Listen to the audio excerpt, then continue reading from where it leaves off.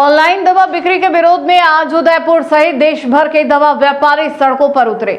All India organisation of chemists and druggists के आह्वान पर जिले की करीब 750 दवा दुकानें पूरी तरह बंद रही, जिससे निजी मेडिकल स्टोर पर सन्नाटा पसरा रहा। दवा व्यापारियों ने कलेक्ट्रेट तक आक्रोश रैली निकाली और केंद्र सरकार के खिलाफ प्रदर्शन करते हुए प्रधानमंत्री के नाम ज्ञापन सौंपा।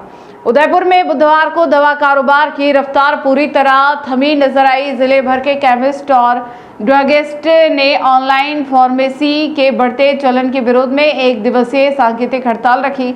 सुबह से ही शहर और ग्रामीण इलाकों के निजी मेडिकल स्टोर के शटर नहीं खुले, जिसका असर सीधा आम जनता की जेब और सेहत पर पड़ा दिखाई दिया। उदयपुर जिला केमिस्ट ऑर्गेनाइजेशन के बैनर तले सैकड़ों व्यापारियों ने एकजुट होकर रैली निकाली। कलेक्ट्रेट पर प्रदर्शन के दौरान सचिव दिलीप सामर और अन्य पदाधिकारियों ने स्पष्ट किया कि दवाएं कोई सामान्य वस्तु नहीं है जिन्हें बिना किसी सख्त नियमन के बेचा जाए।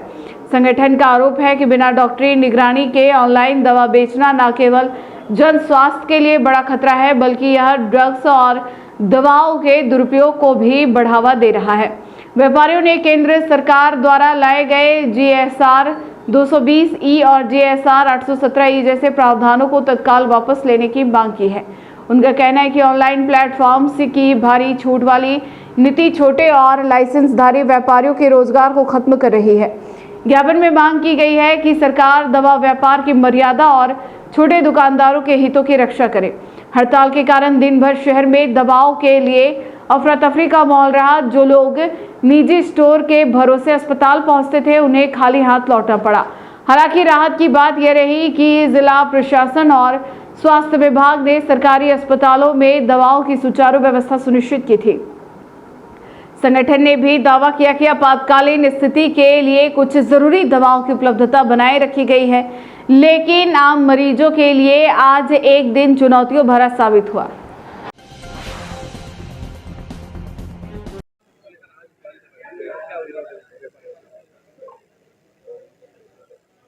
मैं उदयपुर केमिस्ट ऑर्गेनाइजेशन के सेक्रेटरी के रूप में दिलीप सामर बोल रहा हूँ।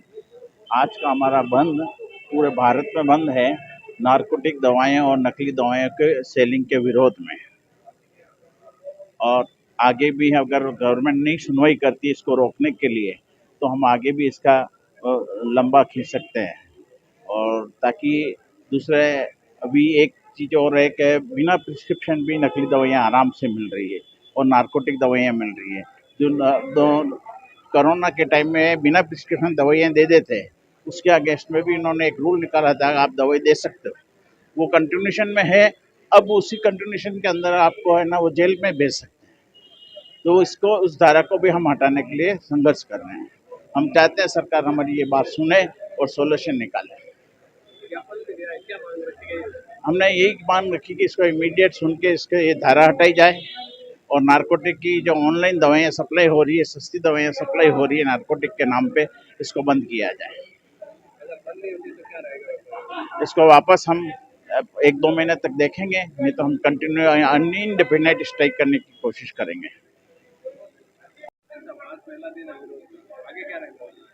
अभी तो आज ऑल इंडिया केमिस्ट एसोसिएशन के हमारे राष्ट्रीय अध्यक्ष जी के आह्वान पर इसको बंद किया है, डिस्ट्रिक्ट लेवल और रूरल लेवल तक।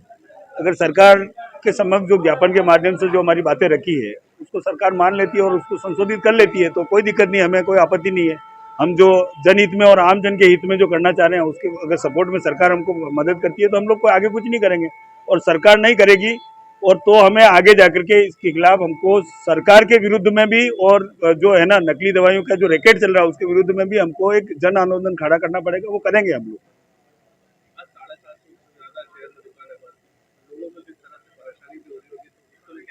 उससे सबसे ज्यादा परेशानी हमको होती है। डॉक्टर का काम है दवाई लिख देता मरीज को और मरीज है जो वो दवाई ले जाता है। मरीज को ये पता नहीं कि नकली दवाई है असली दवाई है। और फिर लास्ट में ड्रग डिपार्टमेंट जो कार्रवाई करता है उस वक्त में अगर कोई कंप्लेन करता है कंज्यूमर, तो कंप्लेन वो कार्रवाई किस पे होती है? एक दवा व्यवसायी पे। जबकि दवा व्यवसायी का कोई लेना देना नहीं हो, जो उसके सामने है वो दवाई दे रहा है, उस प्रिस्क्रिप्शन के बिहाफ पे दे रहा है। उसी तरह से ऑनलाइन जो दवाई आ रही है उसमें जो शेड्यूल एक्ट की जो प्रतिबंधित दवाई है वो धड़ाके से बन रही है, बिक रही है। तो हम तो सरकार को निवेदन कर रहे हैं कि इसको बंद किया जाए। ऑनलाइन प्लेटफॉर्म को एक डिस्काउंट को बिहाफ पे आप नशे को जो बढ़ावा मिल रहा है उसको रोकने के लिए कह रहे हैं, और नकली दवाएं जो बाजार में बिक रही है उसको रोकने के लिए कह रहे हैं। हमारी मांग ये जायज मांग है, और कुछ धाराएं जो हमारे ऊपर कार्रवाई करने की लगा रखी है उसको हटाने के लिए कह रहे हैं। केमिस्ट का क्या रोल है? डॉक्टर दवाई लिखता है और उस प्रिस्क्रिप्शन के बिहा पे एक केमिस्ट दवाई देता है, उसमें केमिस्ट का क्या रोल है? तो कार्रवाई जो भी होती है वो सारी डॉक्टर के ऊपर नहीं होकर के, किसी और के ऊपर नहीं होकर के, वो सीधी केमिस्ट के ऊपर होती है। वो ऐसा क्यों? ऐसा बड़ा जो भेदभाव है और जो धाराओं का प्रावधान रखा है उसके ऊपर कार्रवाई करने का प्रावधान रखा है, उसको हटाने के लिए, नकली दवाई को रोकने के लिए, ऑनलाइन प्लेटफॉर्म को तुरंत बंद करने के लिए, और जो हमारी जो ऐसी कई मांगे हैं उसको लेकर के हमने ये बंद किया। और आगे भी हम लोग उचित निर्णय, अगर निर्णय नहीं होगा तो उसके और हम लोग अनिश्चितकालीन बंद करने का प्रावधान